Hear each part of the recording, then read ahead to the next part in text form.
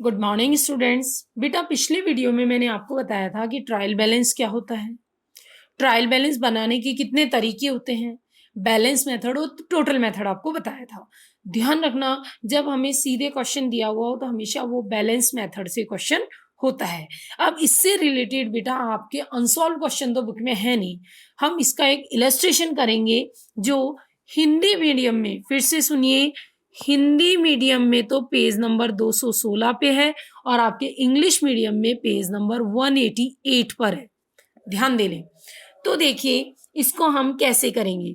इसमें देखिए test your understanding के नाम से पॉइंट दिया हुआ है और आपसे क्लियर कहा है 31 मार्च 2014 को हमें ट्रायल बैलेंस बनाना है।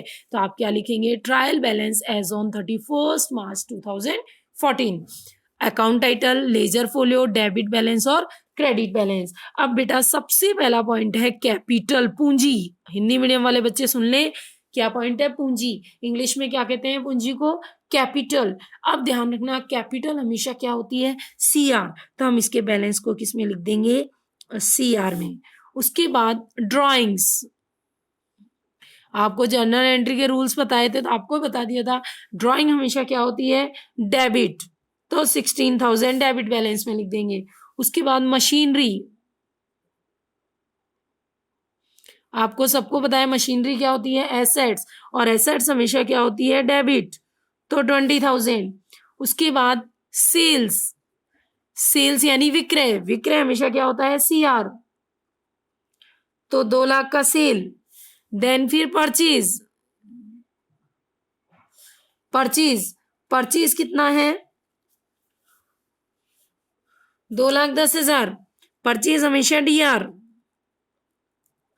फिर सेल्स रिटर्न, सेल्स रिटर्न विक्रय वापसी, विक्रय वापसी हमेशा क्या होती है, डीआर। क्योंकि जब सेल्स ही आर होगी तो सेल्स रिटर्न क्या होगी बेटा, डीआर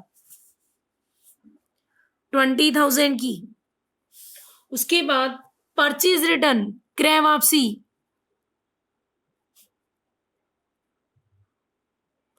मुझे बताओ परचेज डीआर तो परचेज रिटर्न अपने आप ही क्या होगा, सीआर। पैसे लिख देंगे सीआर में। उसके बाद नेक्स्ट है वेजेस, मजदूरी। बेटा मजदूरी क्या होता है, खर्चा, खर्चा हमेशा क्या होता है, डीआर 40,000। उसके बाद नेक्स्ट है गुडविल, ख्याति। बेटा ये हमारी एसेट्स होती है, तो गुडविल कितनी है, 60,000। एसेट्स हमेशा क्या होती है, डीआर। उसके बाद इंटरेस्ट रिसीव, ब्याज प्राप्त किया, तो इंटरेस्ट रिसीव्ड, ब्याज प्राप्त किया। आपको रूल पता है इनकम हमेशा क्या होती है, सीआर। तो इंटरेस्ट रिसीव सीआर। मैं फिर कह रही हूँ जर्नल एंट्री की जो गोल्डन रूल्स याद करवाए थे ना आपको, खर्चों को डीआर करो, इनकम को सीआर करो, वही गोल्डन रूल्स लगाते हुए हम डीआर और सीआर में क्या लिख देंगे, पैसे लिखते जाएंगे। उसके बाद है बट्टा दिया, डिस्काउंट, डिस्काउंट अलाउड, बट्टा दिया। बेटा आप किसी को डिस्काउंट दोगे तो हमारे लिए क्या है, खर्चा। तो ये 6,000 किस में आएंगे, डीआर में। बैंक ओवरड्राफ्ट, बैंक अधिविकर्ष, बैंक ओवर ड्राफ्ट, बैंक अधिविकर्ष। बेटा ओवरड्राफ्ट हमारी लाइबिलिटी होती है, हमें चुकानी पड़ती है, तो सीआर में। फिर bank loan, bank loan, bank loan भी हमारी क्या होती है, लाइबिलिटी, हमें फ्यूचर में चुकाना पड़ता है, तो ये भी हमारा क्या होगा, सीआर। उसके बाद नेक्स्ट डेटर्स। अब डेटर्स में कौन कौन है, नाथू, डेटर यानी देनदार, नाथू है और रूपा है। आपको पता है डेटर हमेशा एसेट्स होती है, तो ये आएंगे नाथू और ये डीआर में 55,000 और 20,000। उसके बाद है क्रेडिटर्स, क्रेडिटर होती है बेटा हमारी लाइबिलिटीज यानी लेनदार, ये है रीना और गणेश। तो रीना का बैलेंस कितना है, 35,000, रीना के सामने लिख देंगे। और गणेश का बैलेंस कितना है, 25,000।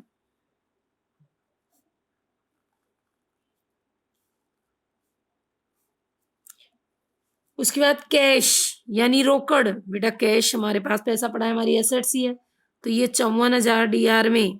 और लास्ट में स्टॉक, स्कंद, स्टॉक हमेशा एसेट्स होती है, ये कितने में आएगी डीआर में 16,000। इसके साथ हमारा ट्रायल बैलेंस क्या हो गया बेटा कंप्लीट। हमारे ट्रायल बैलेंस की बोथ साइड का टोटल क्या आ जाना चाहिए बेटा इक्वल, बोथ साइड का टोटल क्या आ जाना चाहिए इक्वल। अगर इक्वल नहीं आए, फिर से सुन लीजिए, अगर इक्वल नहीं आए तो आपको ये मानना चाहिए कि हमसे कहीं ना कहीं कोई ना कोई मैथमेटिकल मिस्टेक हुई है और हमें उस मैथमेटिकल मिस्टेक को ढूंढना पड़ेगा। अब आपके दिमाग में आ रही है मैडम ढूंढने तो लग गए, लेकिन ढूंढने के बाद भी हमें हमारी मिस्टेक ना मिले, हमें हमारी गलती ना मिले तो क्या किया जाए। तो ध्यान रखना उस कंडीशन में डिफरेंस को लिख देते हैं सस्पेंस के नाम से। किस नाम से लिख देते हैं सस्पेंस के नाम से लिख देते हैं। तो अब ये आपका काम है कि आप इसके बोथ साइड का क्या लगा के देखें, टोटल लगा के देखें। पहली चीज तो बोथ साइड के टोटल में कोई डिफरेंस आएगा ही नहीं, और अगर आता है तो उस डिफरेंस को आप सस्पेंस अकाउंट के नाम से लिख देंगे। क्लियर? कोई डाउट हो इससे रिलेटेड तो मुझे पूछ लेना बेटा, एक बार फिर से सुन ले।